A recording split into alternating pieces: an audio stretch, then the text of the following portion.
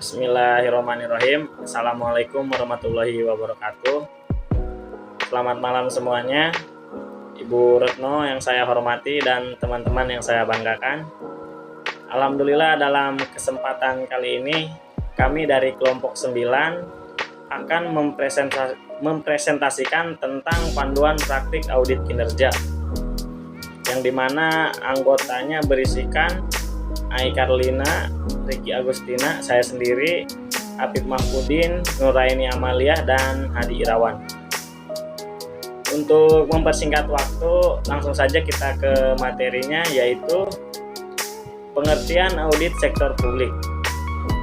Audit sektor publik yaitu audit yang dilakukan terhadap pemerintah daerah maupun pemerintah pusat, serta BUMN dan BUMD lainnya. Seluruh sumber pembiayaannya berasal dari pajak masyarakat, yang dimana audit ini dilakukan untuk memeriksa kebenaran pelaporan yang dibuat dengan kondisi real yang terjadi. Apakah instansi pemerintah telah melaksanakan tugasnya dengan bertanggung jawab dan sesuai dengan standar yang telah ditetapkan atau belum. Menurut Indra Bastian 2007, audit sektor publik adalah jasa penyelidikan bagi masyarakat atas organisasi publik dan politikus yang sudah mereka danai. Sedangkan pengertian audit menurut I Gusti Agung Rai 2008 adalah kegiatan yang ditunjukkan terhadap entitas yang menyediakan pelayanan dan penyediaan barang yang pembiayaannya berasal dari penerima pajak dan penerimaan negara lainnya, dengan tujuan untuk membandingkan antara kondisi yang ditemukan dengan kriteria yang ditetapkan. Adapun di sini tabel yaitu perbedaan audit sektor privat dan audit sektor publik di Indonesia. Ya, kita bisa lihat tabelnya, yaitu ada uraian pelaksanaan audit sektor privat yaitu audit kantor akuntan publik atau KAP. Audit sektor publik lembaga pemerintah dan KAP yang ditunjuk oleh lembaga pemerintah. Untuk poin kedua yaitu objek audit perusahaan atau entitas swasta, entitas program, kegiatan dan fungsi yang berkaitan dengan pelaksanaan pengelolaan dan tanggung jawab keuangan negara sesuai dengan peraturan perundang-undangan. Untuk poin yang ketiga yaitu standar audit yang digunakan. Standar profesional akuntan publik atau SPAP yang dikeluarkan oleh IAI. Standar pemeriksaan keuangan negara SPKN yang dikeluarkan oleh BPK. Nah, untuk poin yang terakhir yaitu kepatuhan terhadap perundang-undangan. Tidak terlalu dominan dalam audit, merupakan faktor dominan karena kegiatan di sektor publik sangat dipengaruhi oleh peraturan dan perundang-undangan. Oke, next akan dilanjutkan oleh teman saya. Jenis-jenis audit sektor publik berdasarkan Undang-Undang Nomor 15 Tahun 2004 dan SPKN. Terdapat 3 jenis audit keuangan negara, yaitu A. Audit keuangan merupakan audit atas laporan keuangan yang bertujuan untuk memberikan keyakinan dan yang memadai atau reasonable assurance. Yang B. Audit kinerja meliputi audit ekonomi, efisiensi, dan aktivitas. Pada dasarnya merupakan perluasan dari audit keuangan dalam hal tujuan dan prosedurnya. Yang C. Audit dengan tujuan tertentu merupakan audit khusus di luar audit keuangan dan audit kinerja yang bertujuan untuk memberikan kesimpulan atas hal yang diaudit. Dan pengertian audit kinerja. Pengertian audit kinerja menurut Indra Bastian pada tahun 2007 ayat 47 adalah pemeriksaan secara objektif dan sistematik terhadap berbagai macam bukti untuk mendapatkan atau melakukan penilaian secara independen atas kinerja entitas atau program atau kegiatan pemerintah yang diaudit. Kegiatan pemerintah yang diaudit sedangkan dalam pasal 4 ayat 3 Undang-Undang Nomor 15 Tahun 2004 tentang pemeriksaan pengelolaan dan tanggung jawab keuangan negara. Pengertian audit kinerja adalah audit atas pengelolaan keuangan negara yang terdiri atas karakteristik audit kinerja. Karakteristik audit kinerja adalah sesuatu yang hanya dimiliki oleh audit kinerja yang membedakan audit kinerja dengan jenis audit lainnya. Menurut Profesor Sumarjo Djirosidojo pada tahun 1980 dalam I Gusti Agung Rai 2008 ayat 45 terdapat beberapa karakteristik dari audit kinerja sebagai berikut. A. Pemeriksaan operasional dengan menggunakan perbandingan dengan cara pemeriksaan oleh dokter haruslah merupakan pemeriksaan semacam medical check-up atau penelitian kesehatan. Yang B. Pemeriksaan haruslah wajar atau fair, objektif, dan realistis. Selain itu, berpikir secara dinamis, konstruktif, dan kreatif. Pemeriksaan pun harus dapat bertindak secara diplomatis. Dan yang C, pemeriksa atau setidaknya tim pemeriksa secara kolektif harus mempunyai pengetahuan atau keterampilan dari berbagai macam bidang seperti ekonomi, hukum, moneter, statistik, komputer, atau keinsinyuran, dan sebagainya.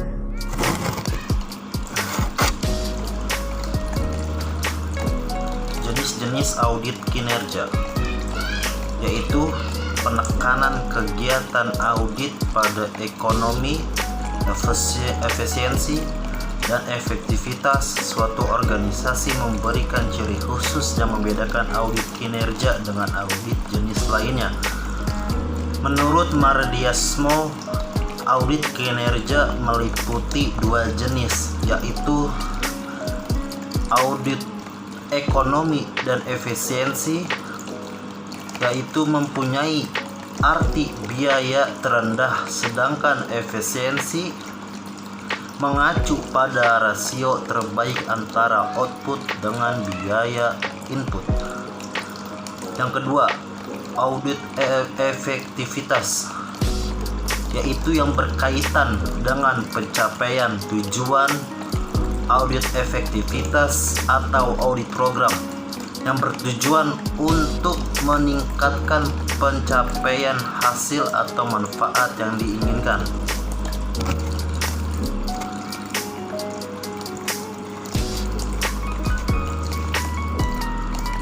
Selanjutnya, standar audit kinerja sektor publik. Dalam melaksanakan suatu audit diperlukan standar yang akan digunakan untuk menilai mutu pekerjaan audit yang dilakukan di Indonesia. Standar audit pada sektor publik adalah standar pemeriksaan, standar keuangan negara atau SPKN yang dikeluarkan oleh Badan Pemeriksaan Keuangan. Standar-standar yang menjadi pedoman dalam audit kinerja menurut SPKN adalah sebagai berikut. Nomor 1 yaitu ada standar umum.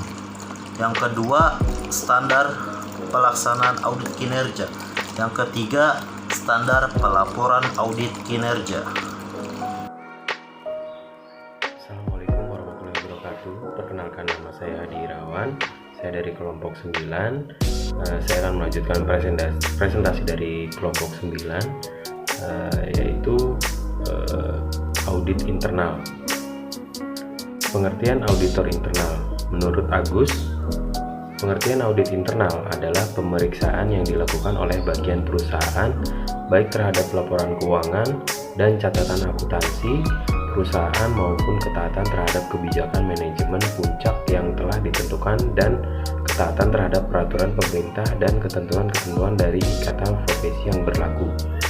Menurut Mulyadi, pengertian audit internal adalah auditor yang bekerja dalam perusahaan yang tugas pokoknya adalah menentukan apakah kebijakan dan prosedur yang ditetapkan oleh manajemen puncak telah dipatuhi, menentukan baik tidaknya penjagaan terhadap kekayaan organisasi, menentukan efisiensi dan efektivitas prosedur kegiatan organisasi, serta menentukan keandalan informasi yang dihasilkan oleh berbagai bagian organisasi. Perbedaan auditor internal dan eksternal yaitu aktivitas auditor internal dan eksternal bisa jadi tumpang tindih dalam hal penelaah kecukupan kontrol pada fungsi akuntansi.